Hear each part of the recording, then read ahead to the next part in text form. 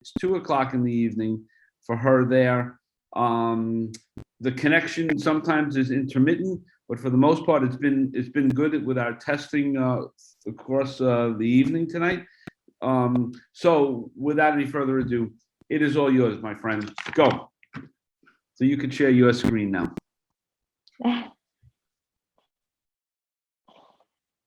So, hi everyone. That's a pleasure for me to be here tonight. I'm not worried about how you pronounce my surname. It's not the easy task, I know. I'm Julia Kochetova. I'm more worried about that Russian-Ukrainian war happening since 2014, and that's something what I'd love to highlight. So, hi again. I'm super happy that you're here with us tonight. Today. um, so, I'm filmmaker, photojournalist, and Ukrainian. And rather that I'm Ukrainian first. Only after that, I'm filmmaker and photojournalist. The fact that I have these belongings, the fact that I'm Ukrainian reporting from Ukraine right now, it affects and shapes my work mostly for 100%. I keep saying that it's both my strong point and my weak point as well, because it hurts 100 times more, but also it gives me an amazing opportunity to witness and to give the voice to my people and to tell my story from the very first narration. That's something what drives me most. So that's how everything has started. Actually, I'm sitting in Kramatorsk on this picture, on this self-portrait in a hotel. I'm gonna spend lots of time all around the country in the nearest 2 months. At that moment, I didn't expect what's gonna happen next. It's like the very first day I was there on assignment in late 20th of February. On the exact day of full-scale war, it was insane because like my phone started to burn. I didn't realize we were in Donetsk region. I didn't realize that it's bombing happening because while you're in Donbass, I've been reporting from Donbass for years, since 2014. And while I'm in Donbass, I'm sleeping like a baby. I always know that, okay, it's gonna be shelling. It's always somewhere like really far away. I'm not on the front line. Like I'm staying in a safe place. But that morning, I didn't even realize that there was the explosions or something is happening. I just wake up because my phone was burning of calls and messages, and my parents texting me saying like we're in the shelter. Then my friend and my fixer just get in my room saying like, "Oh fucking God, what's happening right now?" That's the story. What has happened, and then let me tell the short story of powerful social media.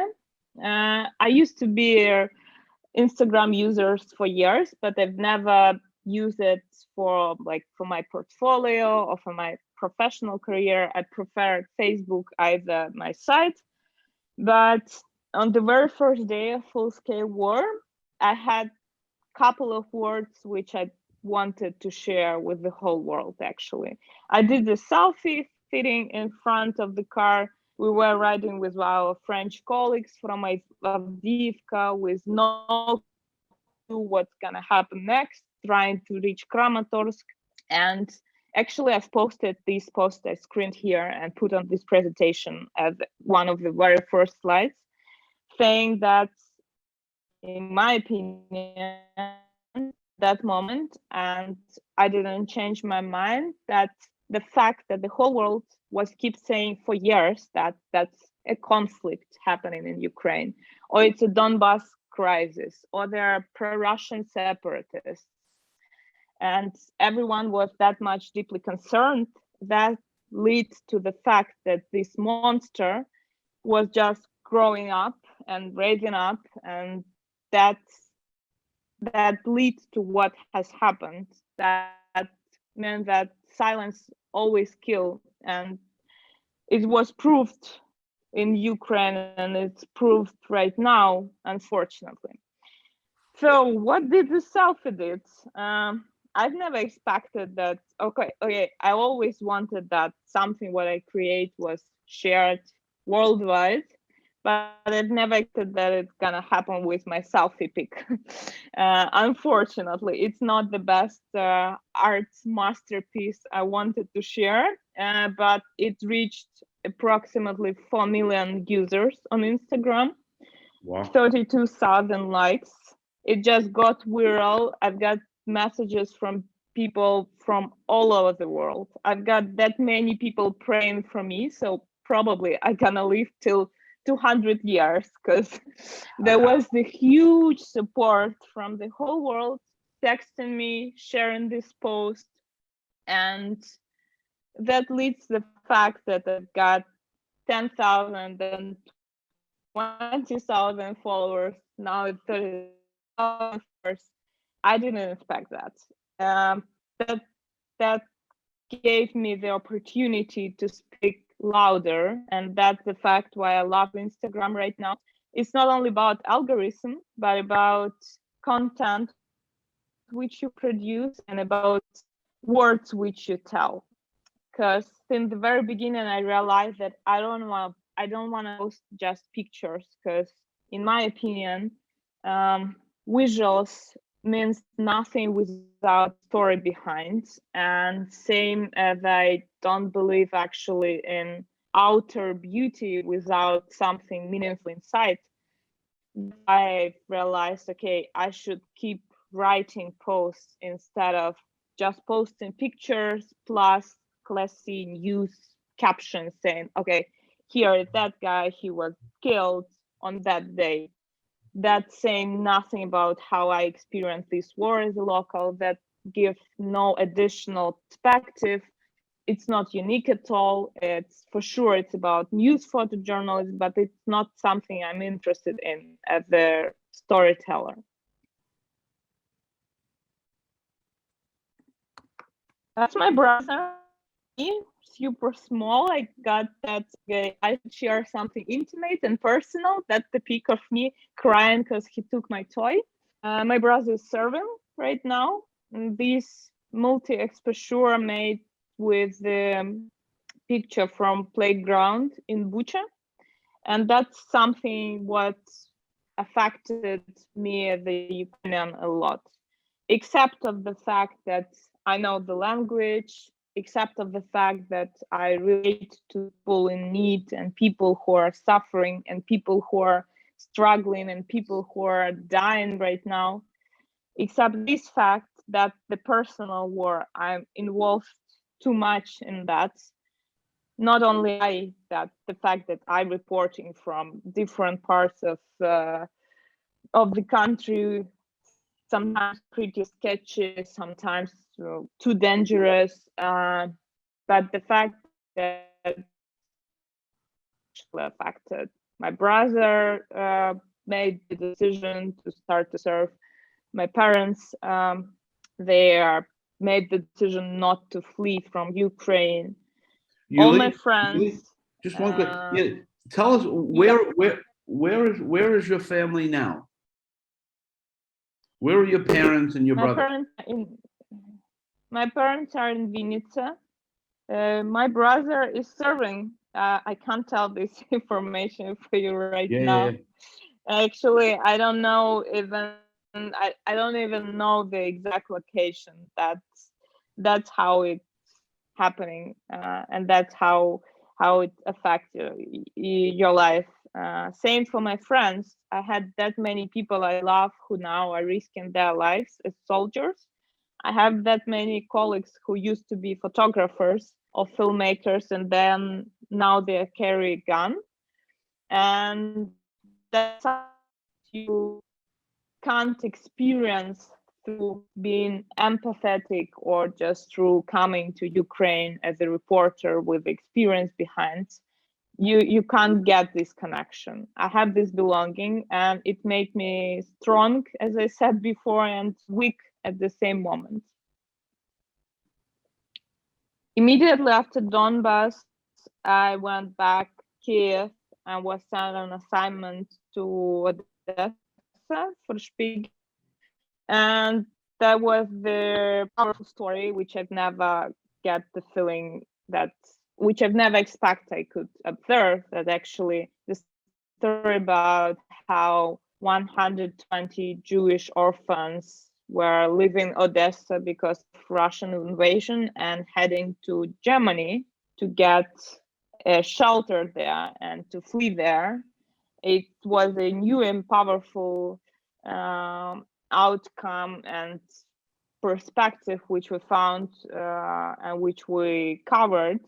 And I remember this picture and remember this morning because we were invited to film this scene before the sunrise. It's like 5:30, empty streets, and all these families are gathering, and all these kids have no parents actually, and all these activists of Jewish community of Odessa, they just gathering and gathering together. And I had this feeling inside that, okay, yeah, it's powerful because we are united, but also it means that it's real, like this, it's getting worse and worse. If we need to get on the street to hide before the sunrise, if we need to put kids inside buses and leave them drive and cross the border and leave the country, it means that it's getting worse and worse. Right after that, I came back Kiev again, and every subway station turned into a shelter. There was like hundreds of people sleeping on the floor, and there were like several alarms almost every day. That was the new normal, which I was trying to learn how to deal with. And that moment I realized how crazy your life could change in one moment. All what you were used to, all what you loved to, it just changing immediately. And now you're in the railway station or on the bus station or on subway. And on this day when I took this picture of this lovely couple, there were a news story, pretty powerful one, that the kid was born in the shelter on the subway station. And that moment when I've read this news spread by Facebook and Instagram saying like, oh my God, that's like the first kid was born in a shelter, I realized that life always wins. And that's something what makes your power to continue. Right in the morning, like I've got the night train, and then right in the morning, the strike in Kiev happened. That's on the same street where my brother and his wife have their apartment. It just like it was that much close, so you're realizing, okay, it affects you that much, and to get this shadow, to get this strange line of contrast. Okay, here is light and here is darkness, and that's how war shape everything. It makes everything black and white. It's pretty easy to deal with, but is it real life? Is that something else except life and death? For sure that is, but while you're inside this war story, always black and white. That's why I do a lot of black and whites, and I do really love them. That's more pictures from this strike, and I was filming video as well, and then I was staring at this house. This house could be mine. I'm renting an apartment in the same residential area, in the same typical Kiev residential building. There is nothing special except the fact that, okay, there was airport nearby, but they hit the residential building.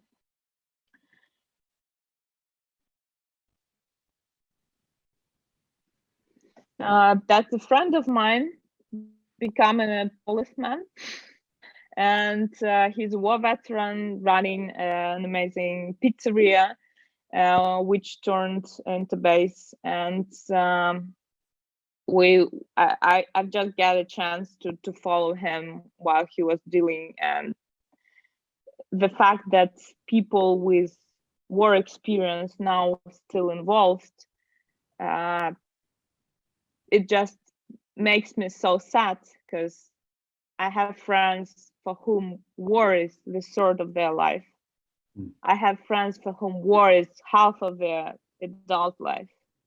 And for war veterans, the process of coming back to peaceful life, it's a long one. It's not the easiest one. It's a tough route. And now again, they're coming back on the same wheels, coming back to the same war experience, coming back to the same fears and same horror. And I still have no idea how long gonna take, not the actual war, which would be like told that, okay, the active war is over, but what's happening next with all these generations. I am the girl who was raised up by remark books, and I always was wondering, okay, what this lost generation is. That's the biggest fear I have for now, that like my generation gonna become this lost generation who are just stuck inside this war bubble, while you had all your country in ruins and you have no idea how to deal with that. And half of your friends, or even all your friends, they just fled, and they're now like puzzled and scattered all around the world, and you have no idea how to deal with that. So Julia, how do you deal with that? What do you do? Yeah. What I do keep you doing do? my job. I keep doing my job. I mean, that's I always think that expressing what you have inside is more useful and more, let's say, effective for your mental health, or for being a human, or for being a Ukrainian right now. It's so easy to hide everything inside. That's why I choose the opposite way, that sometimes it's like too intimate things which I'm sharing. And I'm super happy that I write this post in English. So my closest relatives, like my parents, they just use Google Translate for that, and they don't get this essence, which is sometimes pretty intimate. This picture is one more story about how everything has twisted and how everything has changed in a moment. That's the club where I've been dancing for years. That's one of my favorite places in Kiev. The best like night stage, and now it's a base, and now combat medic trainings happening there. And I was that much shocked with the fact that I've seen the guy who danced here as well before in the past life, now training how to work in a group in front of the window with a Pacific symbol and love and rainbow and all these totally opposite things, which we still gonna try to find somehow and someday. Julia, a question for you. Is there, so if you want to find where your parents are or where your brother is there a system set up that people can track where their relatives are, or is it just totally chaotic? You meaning to have their connection, or to have So system? the war will be over, or there's a moment where there's peace, or just a ceasefire. Is there a database where you can go and I could write my name, you could write your name, and you can, so like you get on to see where your relatives are, or is it just the unknown? No, just be unknown. Like officially, according to official data, we already have 16,000 Ukrainians missed in action. 16,000 people. that's crazy. That's insane. I can't imagine what happened after Mariupol would be resieged and like Mariupol would be liberated. I can't imagine how huge this amount of deaths and missed in action people would be. Unfortunately, we don't have that kind of system. It's just chaotic. Yeah. Mm.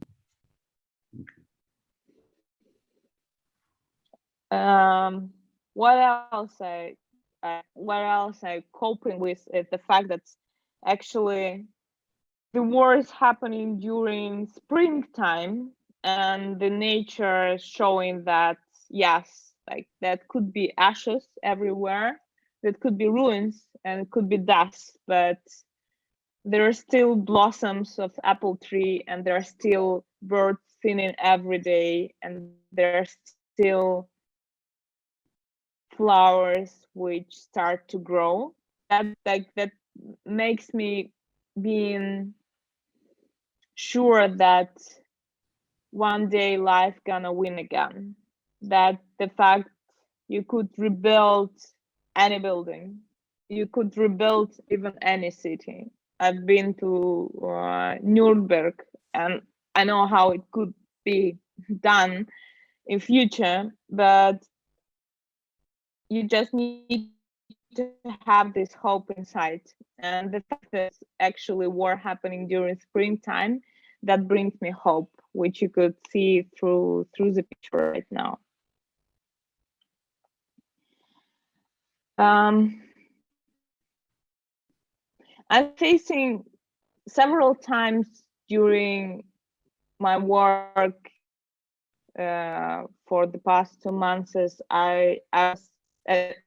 I faced with the moral dilemma that actually sometimes I thought, okay, I should rather serve, or I should rather volunteer in Red Cross, or maybe I'm gonna be effective with the gun than with the camera. And on this picture, this old lady, she was evacuated from half-occupied Irpin on the 8th March, the International Women's Day, and she was shaking and trembling so much, trying to get warmer and trying to cover herself with blanket. And it was falling and falling down.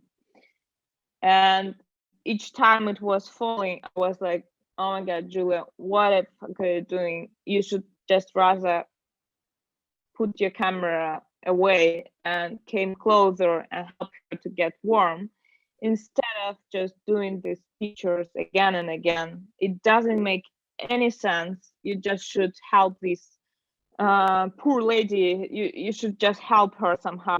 You should be, at that moment, you should be just a random girl who keep her warm instead of making a picture. As soon as I had this thought in my head, the volunteer came and just covered her with this blanket and gave her a hug. And I was like, okay, hold on. There are still people who could do that kind of work, but they're not someone else who could do the work you are doing. And it was like, okay. But still, it repeated several times, and I'm pretty sure that it's gonna repeat again and again. When I was a student, we had the non-formal photo club at the university, and we watched all these amazing movies about war photojournalists, like Band Club. But I do never ever wanna become a Kevin Carter story. Never ever. I do really wanna hug everyone, and I'm facing with this wish almost every time. And in fact, if there is a moment when there is no one next to me, I'd rather hug someone instead of making picture. And even maybe I'm a bad photojournalist, a bad documentary photographer, a bad filmmaker, I'd rather stay a bad filmmaker than a bad person. That's something what I had inside, and that's something what I already told to myself. That the evacuation from Irpin under the bridge, which actually became a powerful symbol. And as soon as we get there with the crew, I was shocked how one space filled with people who are terrified, how on one space could be like the other planet. It's literally 100 meters under this bridge, nothing else around. There are bridges blown up, then the cars which are shot under the bridge. On the other side, totally other life happening. There is shelling somewhere on the outskirts, but you had this feeling that these bridges are the life and death and people escaping. That's one of the most powerful experiences I had right now, actually. And it was covered a lot by different photographers and filmmakers. And I hope that there are going to be documentaries covering these powerful and painful moments in Ukrainian history.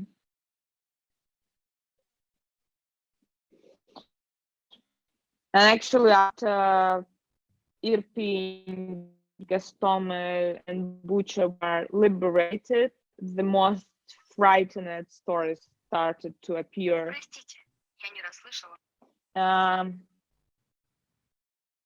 Their love of violence I faced in Bucha, I've never expected. I never had that experience before. Actually, the first violent death I've witnessed was during Maidan revolution in 2014, when protesters were killed right on the street. That was the first time when I've seen dead bodies right on the street. But Bucha definitely was heavier.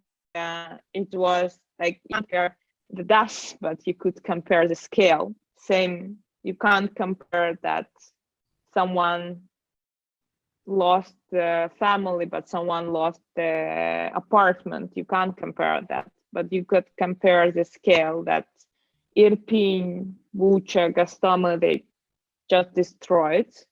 And all deaths which I witnessed there, all these people, they were tortured.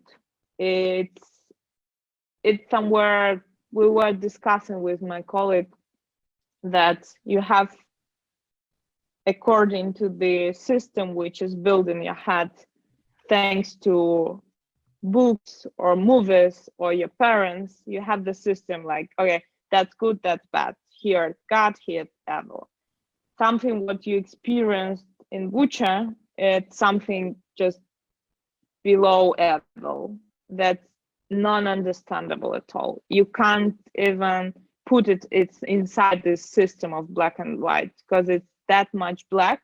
So you don't even have this color in your head, in your color grading. It's just like total darkness. So, Julia, how do you deal with all these different issues that you're discussing? The mental stress around that. I mean, you're a young person. I mean, how are you dealing with that? In your own quiet moments. Let's say I'm doing sports regular and still trying to do that. I visited my therapist through online once, but it didn't help that much. Actually, each time when we had a session before, or like the latest one, he kept saying that I had that level of mental health which is super flexible, and that's actually settings I've got. And I was listening to a podcast by Linda Dario, and she mentioned that not that many people could do that kind of work. I guess that all what I've experienced before, covering revolution, annexation of Crimea, covering Donbass, losing my friends in action, all that made me, I can't say that I'm the strongest person. There are still things which affected me, which like traumatizing me as well. But I'm just trying to continue and to be effective and to be and to take care of myself, actually. That I don't have any exact life hack or exact tip which I could say. There are things which help me to cope with that. Like I meditate, I'm doing sports. If I can't cope and can't handle something, I'm just like, okay, I can't handle that. I should tell myself that, okay, I need a day off. There is no need to be like overloading yourself and your mental health. For sure, I'm pretty sure that in half a year, in a year, in 5 years, I would be affected by that as well. But right now, I'm fine. That's something what I could share. That's I'm fine. That's true. Yeah, that's actually the mass grave, and that's something what also was touching me so much.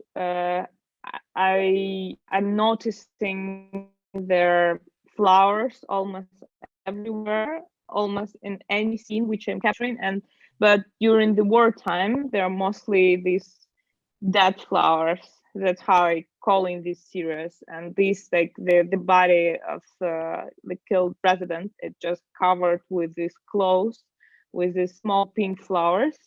And I was staring at this mass grave for half an hour, saying like, oh my god, how could I film the death and not traumatize relative of this person? How could I just not romanticize, not trying to create their art around sorrow, art around death?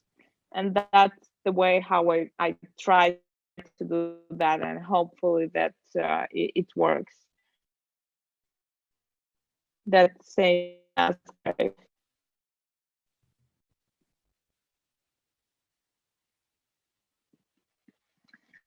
feeling that the most terrifying stories, they are untold, and for all these victims, the most painful thing which I'm still trying to figure out how to tell their stories is the fact that actually you can't this human connection because the person is not alive anymore.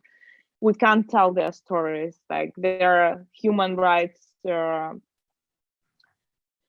activists who are investigating these war crimes and documenting them, but still we would never ever hear the real story of each person who died in this war, each person who was killed by Russians.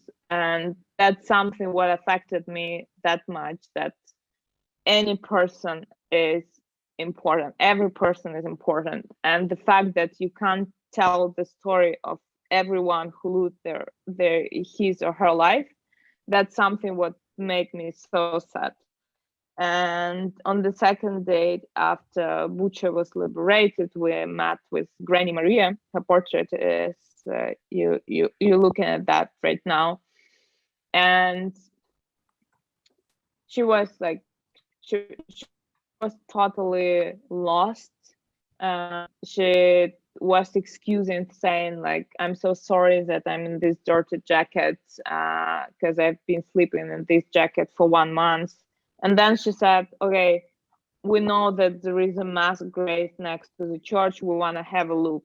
And I realized, oh my god, I should stop her somehow. That was the moment when I just put my camera off, like put it away, and thought that I should rather help her somehow, or try to avoid and try to save her from this traumatizing experience, because it's like really tough. And I started saying like, oh, could you show me your yard or your apartment, Granny Maria? Let's have a look. What do you need? Maybe we could bring some humanitarian aid for you. Please show me around. So we went to their yard where all residents are staying. And actually in her building, there are a really powerful community of 40 people who were feeding each other, supporting each other, sharing not only food, but sharing their warmth. And that's something really, really powerful I witnessed. And then she told me that actually she haven't heard from her relatives for more than 1 month because actually Russians took SIM cards from mobile phones of any residents to avoid their connection with their normal life. So in occupation, they were cut not only from electricity, but mostly from the normal world around them. And she was crying, saying that she didn't remember that the SIM card was taken, the phone didn't work. She had no idea how to get in touch with her granddaughter or with her son. And she was like totally desperate. And we, with my colleagues, Alexei Fulman and Stas Kozluk, we said like, okay, we should manage it somehow. We still believe in Facebook power. There should be someone who know about her, like, because we started to ask at least some details, what the name of her relatives, what should we manage, and then we promised that we're gonna come back tomorrow. We came back home. Stas, my colleague, posted her portrait on his Facebook. It went viral as well, like 8,000 shares, and dozens of people texting him and sharing this post to small local groups on Facebook, saying like, let's find relatives of Granny Maria. And then on the next day, when I was in supermarket buying food for her and other relatives of other residents of Bucha who escaped and been who experienced the occupation and now we're in liberated town, I've got a call from my friend saying, we found the son. Her son just called me back saying that everything is okay. I know that she's alive. I'm coming, but you can't reach Bucha. Only journalists were allowed, and humanitarian aid and volunteers and police. And that moment, it was one of the happiest moments I've ever had. I did that many stories. I covered that many issues, like really tough topics, like concentration camp survivors, hospices, cancer. I worked on like really heavy topics before. And I always was taught by my colleagues and my mentors and my tutors that your work should make an impact. Like you should spread it with like huge audience, you should raise awareness, you should raise questions and blah blah blah. And on that moment, standing in a supermarket and thinking that bloody hell, we found her son, Granny Maria is not alone anymore, I realized that that's the biggest impact I've ever done. That's the biggest impact. And all the previous work, it just led me to this portrait. It just led to the fact that we helped one person not to feel alone and not to get lost in this world of ongoing war. Because she survived and she really deserved to have the happy ending, that like this story should have the happy ending. And of course, like my Instagram exploded as well because everyone was touched with the story, texting like, how could we help, we're like your followers from Austria or from Germany. And for sure, like we were mostly focusing on local audience who could know her relatives or something. And then when I posted that actually we found the son, he just called us back, everyone was crying. It's like, it's the powerful thing I did so far. Like I swear, it's like the powerful one. And it's just the portrait of Granny. It's the portrait of Granny, but with which says a lot. And this portrait and this story happens because you were not only the person taking pictures, but you were a person who taking care of a person you meet. And that's super important. That's something what I'd love to highlight. There would be several portraits of story I did for Vanity Fair at the combat medics. my female friends, and for me it's also the powerful route which I didn't take. And each time I was meeting them and interviewing them, I was like, okay, maybe I should be a combat medic. Maybe like that's my route. Maybe that's my job. Maybe I could be more effective. And you know that these amazing women, they facing with the same doubts, saying like, okay, why I'm not a soldier? Maybe I should be a soldier, because like combat medic is not enough. I should be like more effective. I should like make the biggest impact as I could cope with. And I'm using also for my portrait series, I'm using their Soviet lenses. It's the prism, which add this special effect, which you could see on the left side of the portrait. So you could get the additional visual information in the frame, but also you could play with these different angles and different light and different the way how you cut at different fragments of these lenses. It reminds me the window fragments, which I've seen almost at every place of rocket attack or any other attack after shelling Kiev. That's something what I wanted to add to this documentary style, which I'm mostly working with, but add this art layer showing that actually their life is a little bit puzzled, a little bit cutted, a little bit fragmented, like the window after shelling. That era leads to the combat medic training for soldiers. I just love this one. I just love this one. That's Margarita Rivchichenko. She used to be a journalist. Hold on. Margarita used to be a journalist, and now she joined the territorial defense group as a combat medic. What were the And photographs on that wall, Julia? On the wall behind the soldier there? Are those missing people? No, that's a art mural, like art No. Go painting to the previous slide. They would be the next one. Oh, I'm the gonna next one. tell Okay. you. That's the next one. Yeah. You Sorry. wanted to watch the next episode on Netflix without finishing this one. And Margaret. Everyone in the audience, while I'm photographing people on stage.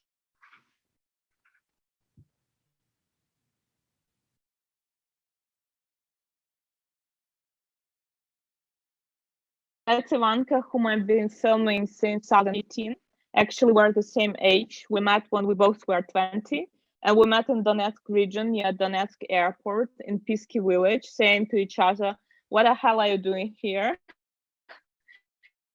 And she said like, okay, I just passed my exam at the university and came back to France, but what are you doing here? And I said like, okay, I will have exams in a month. So now I'm here on assignment covering war in my country.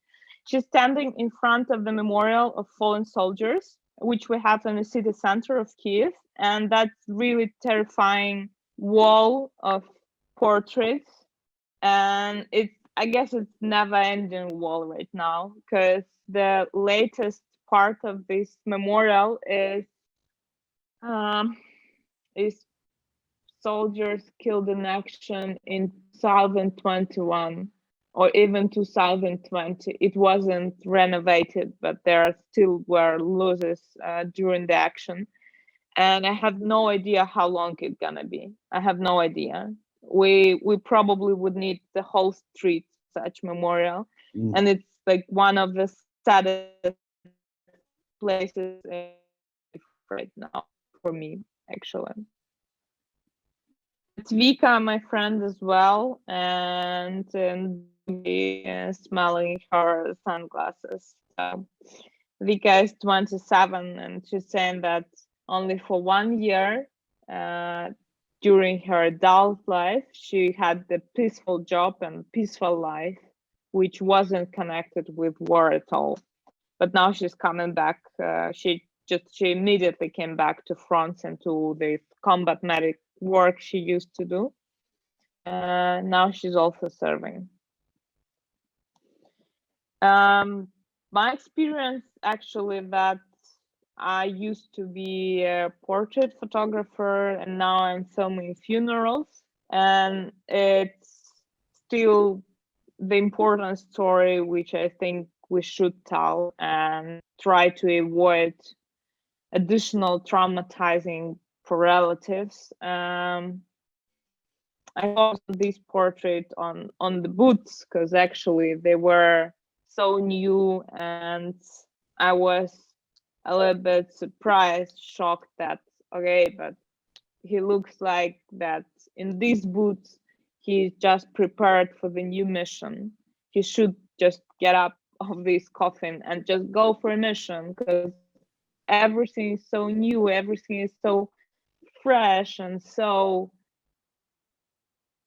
alive, still so alive, so it can't be true. And actually I came to the funeral because I've seen the announcement of the page of battalion, and then I met a friend there and she knows him, and it was something which making these deaths closer to you because you have someone in common. You have someone who is like crying during this funeral. It's not just one more funeral, it's just the death which is getting closer and closer to you. That the Easter happening in Lviv, and the priest is saying unusual words, and the prayer is unusual because this prayer is almost totally connected with the war which is happening. There was the funeral day before, the soldier funeral day before. The church is crowded, so the people are standing outside the church and listening to priest words. And this mom just hugging her daughter in one moment and was like, "Oh my God, that's about what's happening right now. It's just like you desperately need this hug. We all need to be hugged like that." It's not only about Easter. It's not only about that there was a funeral yesterday.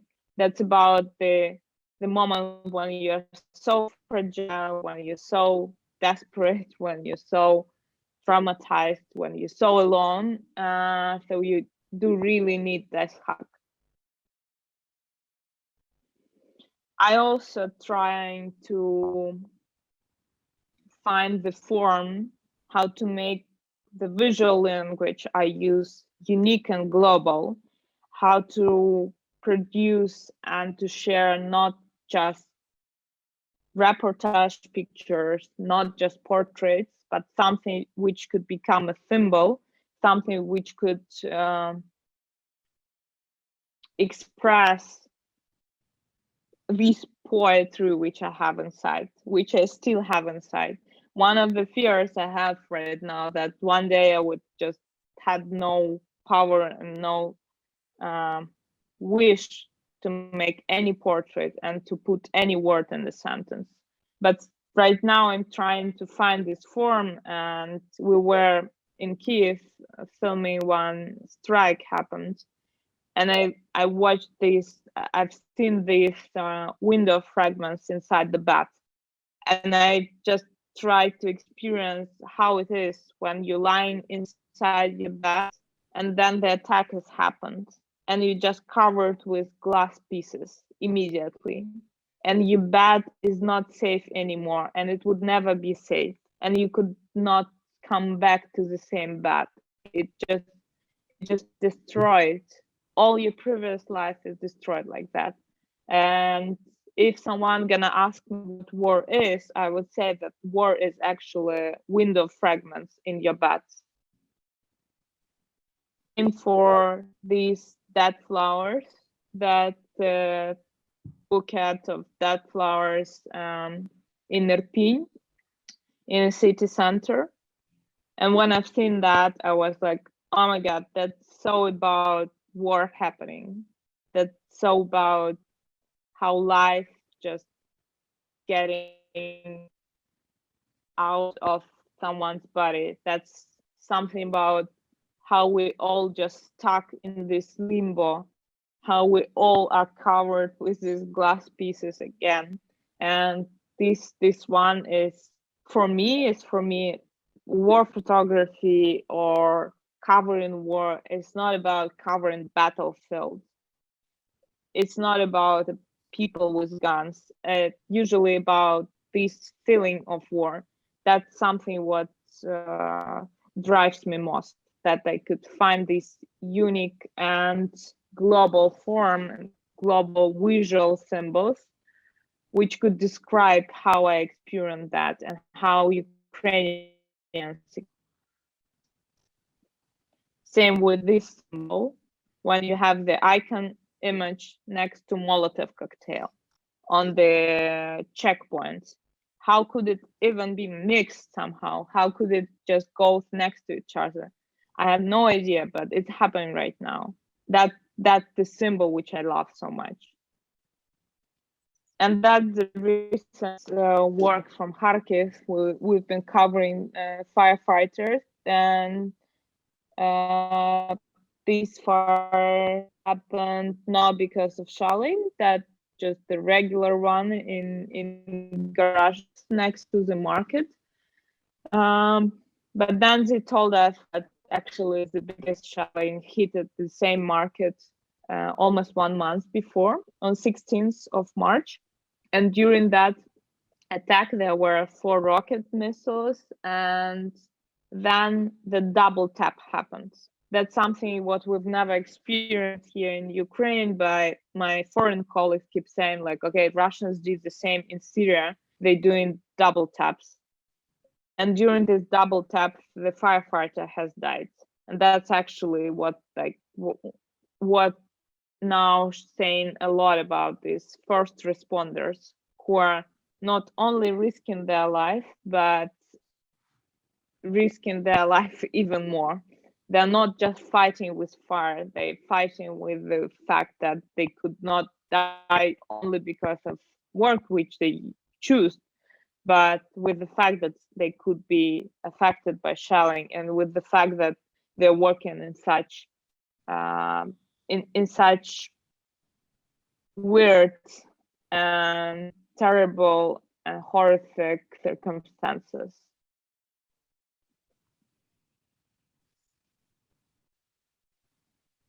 And that's the last one.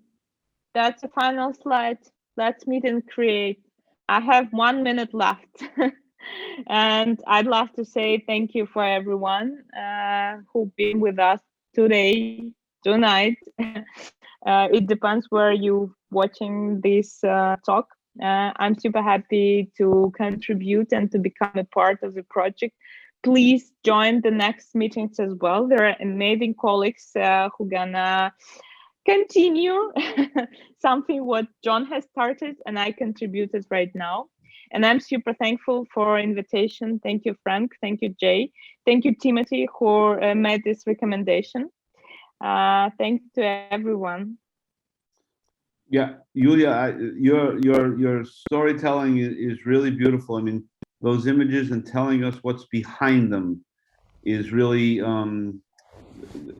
a treasure, an absolute treasure, to share those intimate stories and to shed skin on how you feel, what you're going through. You really have to watch what this is doing to you on some level. But if you're running and you're doing your sports, that's a good thing. But your storytelling is really it's so poignant. It's really beautiful. We enjoyed that very, very much. And everybody in the chat room has really only nice comments. We can open it up if anyone has any questions. Does your time limit end at a certain point, Julia? No. But you got to get to I sleep. already awake. It's 3 a.m. It's No, 3 o'clock in the morning. fine. I mean, imagine. I feel like she is presenting in a war zone at 3 o'clock in the morning in a hotel. I mean, I'm tough. I'm Ukrainian, Frank. I'm Ukrainian. That says a lot about me. Yeah, I'm learning more and more about the Ukrainians. I have some friends. I mean, they're a little bit nutty, but Yeah, the Ukrainians are a tough breed. It's a beautiful, beautiful thing. And for the few Ukrainians that I see, my dear friends here, I'm sure you're giving them tremendous amount of comfort in letting them know what's going on the ground there and showing the human spirit of your colleagues and of your countrymen. So that is a real gift. We thank you all. Frank. That- Thank you. Thanks to everyone. And if anyone has a comment, I know Mary probably wants to say something. I Jay, if just you, want to say, first of all, дуже дякую. Feel free, feel free. So much. And you embody the resilience of our people that we see on television, that we read about in the newspapers. I was just in awe of your sensitivity to the human condition. As you were saying, war is not just about the soldiers. It's about the people, the innocent victims caught. It's heartbreaking, and your heart is always there to help them. Дякую. Thank you very much. Дякую вам. Дякую. and yeah, we'll be back tomorrow night and Wednesday night with more of these great photojournalists like you to shed light on this horrible event that we're all witnessing. So I thank you so much. I tell you now, go to sleep. Go to sleep. I should put it in my slide, the final one. Sleep, That's Julia. That's it. Go to sleep. But that is very kind of you to do this, and I'm glad that the connection held out, and we want you back. So whenever Definitely. whenever you want to present again, because I'm sure in the aftermath of this, there's going to be more heroic stories by your countrymen. But Frank, let's say next time I'm choosing the time frame. Fair I would enough. be the one who That's got it. You know what? Maybe what we do is you make us. Who would be up the at 2 o'clock in Ukrainian the time morning. frame? Okay, that's fair. You got me on that one. We'll be up in the middle of the night. Me, you, Mary, and Sandy. We'll be up, and we'll get all of our European friends to watch as well. But you're really the greatest. Thank you so much.